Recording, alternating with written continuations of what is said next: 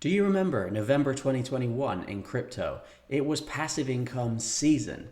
And if you weren't focused on passive income, you were not going to make it. It was led by Olympus DAO. It was Ohm fork season.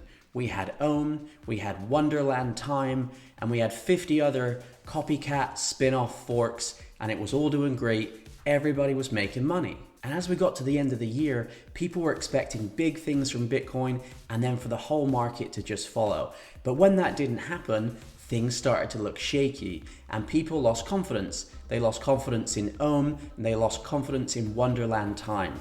And once the two big projects in that category started to look a little bit wobbly, all of the forks, all of the 50 other copycats, they got absolutely annihilated. And if you've been playing the passive income game in crypto for any time at all, you'll know this is one of the biggest problems with all of the passive income trends and projects. They just don't last, or they're just too unstable. And if you've spent any amount of time perusing the depths of YouTube, looking for ways to make money while you sleep, you'll know there's no shortage of promises. And let's be real, keeping up with all these new strategies is a nightmare.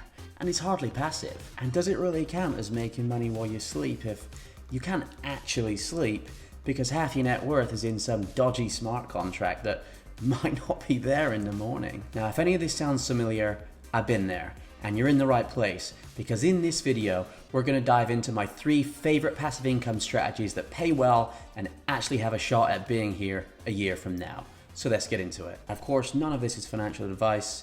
This is just me talking about what I do with my money. It's up to you to decide what to do with yours.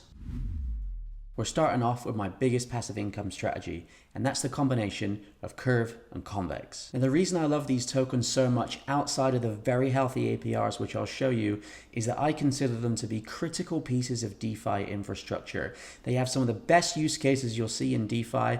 They have real revenue and sustainable rewards. Curve is currently the #1 protocol in all of DeFi across all chains measured by total value locked, and Convex is #3. Now, Curve is the go-to place for large stablecoin swaps if you want low slippage and minimal fees. Now, Convex basically controls Curve governance and, crucially, how the CRV token emissions are rewarded to people who participate in the Curve ecosystem. Now, that in itself, the ability to control the #1 DeFi protocol, gives Convex huge power. Convex also gives us a place to stake the Curve tokens that provides additional benefits that you don't get staking in the native Curve platform. Basically, you get higher rewards staking CRV on Convex, and you don't have any lockups. Converting Curve CRV tokens to CVX CRV in the Convex platform is quick and easy. You'll earn anywhere from 40 to 60% APR, depending on Curve trading volumes and the price of both Curve and CVX tokens.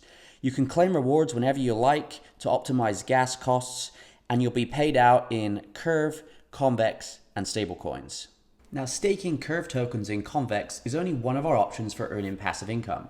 We can also buy and stake the CVX token, which is the native token of Convex, and if we lock that up for approximately 4 months, we're going to get roughly the same APR, which is somewhere around 50% per year on Convex tokens. And if you've ever heard anyone talking about bribes in the Curve and Convex ecosystems, this is how you get them. Locking your tokens for 4 months entitles you to bi-weekly bribes. Now, one of the big benefits of this for people who hold CVX tokens is that you can effectively choose which tokens you want to receive your rewards in. And that's because all of these different crypto projects are paying out their own native tokens to try and direct the activity on Curve and Convex. And by voting for the project whose token you want, you can decide how you get rewards and which token it's paid in. So that means you could choose to receive your rewards in a particular token that you're very bullish on for the future by voting for them in the current Convex voting round. For example, I choose Luna.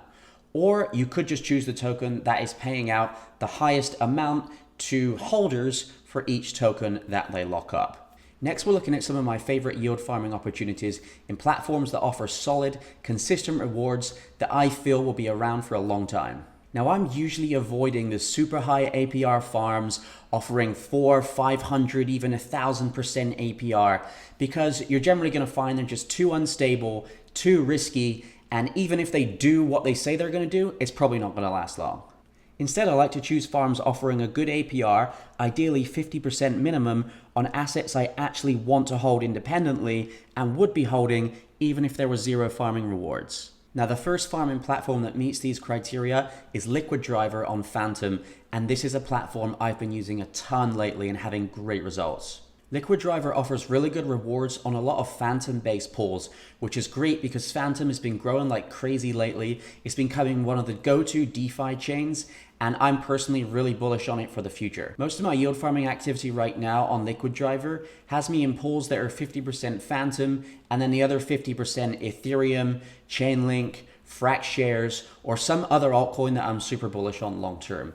Now for me, I consider this to be pretty low risk yield farming, but there are also other pools that have a lot higher APRs and APYs if you wanted to do something that was a little bit more speculative. A big benefit of these pools for me is that in every pool I'm in, the two assets, I feel like when the markets really take off again and we go on a big run, all of the assets that I'm farming are going to benefit from price appreciation on the upside. On par with Liquid Driver and Phantom in terms of speed, low fees, and DeFi opportunities is Osmosis, which is a layer 1 AMM in the Cosmos ecosystem. Now I love Osmosis for all the same reasons I love Liquid Driver. High APRs, rewards on high quality assets that I'd be holding anyway, and deep, stable liquidity. Now my single biggest crypto position in terms of percentage of my portfolio is currently Luna.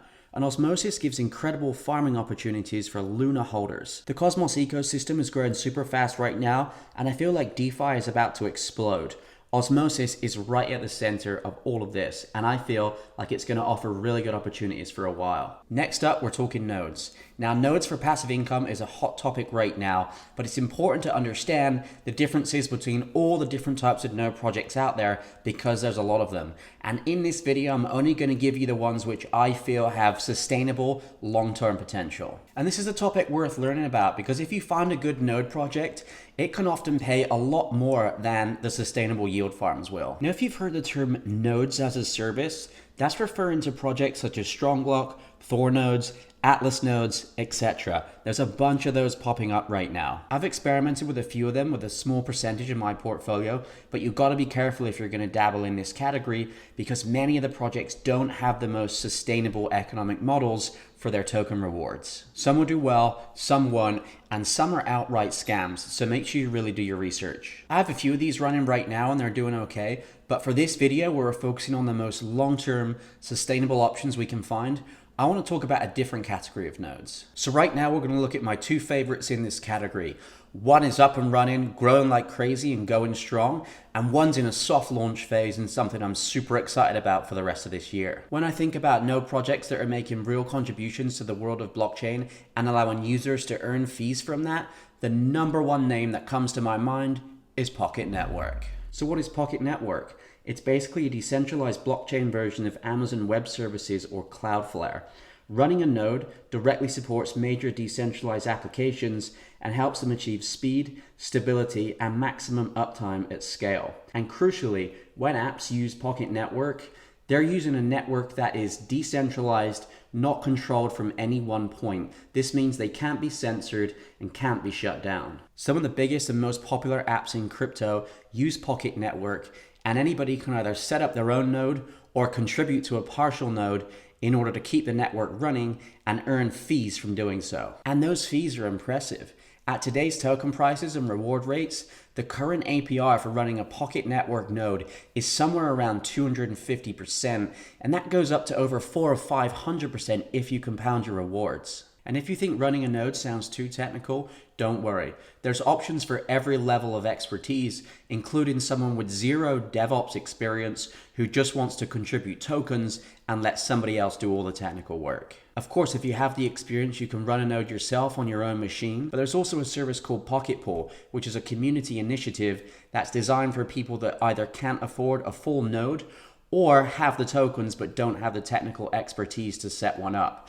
Basically, you take your tokens, send them to Pocket Pool, and you will then get a share of rewards from shared community nodes. and the rewards you get will be proportional to the amount of tokens you put in. It's super easy, and it also allows you to compound your rewards so you can get those higher APYs, which I mentioned before, way above 250% at today's rates. Now, the second quote-unquote real node project I'm involved with is called Constellation Network. This is something I was lucky enough to find over a year ago, and it's been incredible to watch them building ever since I've been a token holder. Whatever's going on in the market, these guys are relentlessly building, and they're working on some big goals. Now, at the highest level, Constellation Network is a layer 0 with some pretty serious use cases, mostly around securing big data that will be used for things like self-driving cars and also some legitimate military software too. Right now, it's quick and easy to set up what's called a soft node on Constellation Network in their native Stargazer wallet. And this is kind of a warm-up to a full suite of passive income opportunities that are coming later in 2022, but these are live and running right now. I run some myself, and they're paying real passive income. Now, the node rewards aren't even the main reason that I hold Constellation, and when I initially invested, the node rewards didn't even exist. I'm actually super excited for the future of this project. If you look into their plans, how far they've got so far, and what they're going to be doing in the future, I think you'll be really impressed. So I'm mainly holding for the price appreciation, but running my soft nodes for the last few months, the APR has worked out at roughly 20% a year. Now, that's not as high as some other node opportunities, but if I can earn that while I sit back, wait for my Constellation thesis to play out, I'm super happy with that. Now, it is worth noting that at today's prices, enough tokens to run a node on the Constellation network is going to cost about $40,000.